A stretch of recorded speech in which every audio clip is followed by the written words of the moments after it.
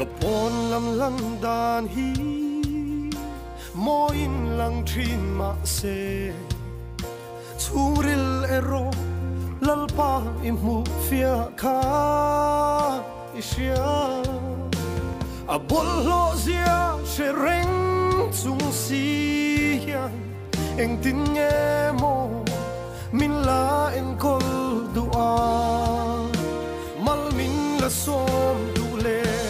ivan iku chuak mo i tin le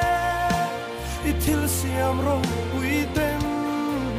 i ro pui zia ni tin mai hian an quang thina ke ero sung lalpa eng ma lo mai ni ma ila nang meu ka fak thei hi lalpa ka van lo ui ren nu ngai dam khan nang lo athang to lo ke ero chua voi tam ka phat san che lalpa thin lung chu ril ber po mutu kha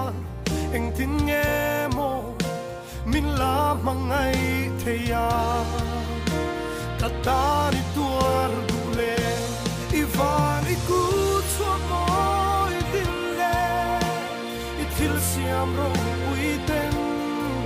i ro pui zia ni tin mai hian an quang thina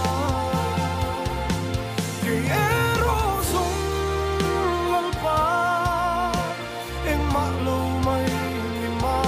ila nang meu ka fak thei hi lalpa ka van lo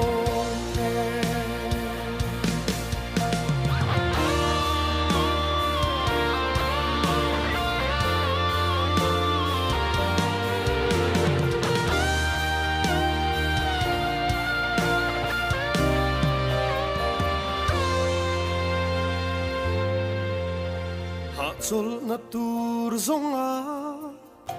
kong dang ka zo ve pon he thin lung hian a hlat ngam si lo che lalpa a to pa chuan nang chau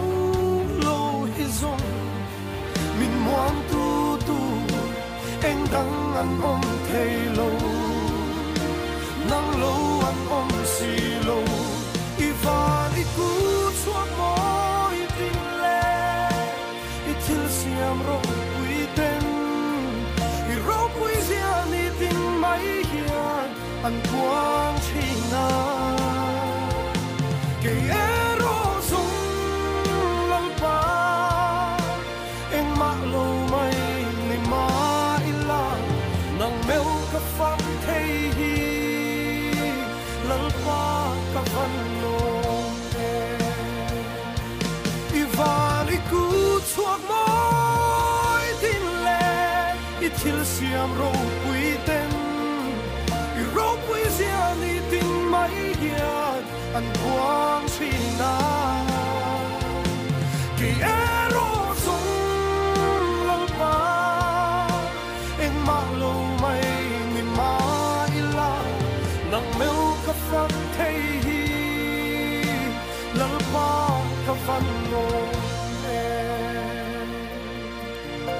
nang meu kan fak thei hi lalpa kan van lo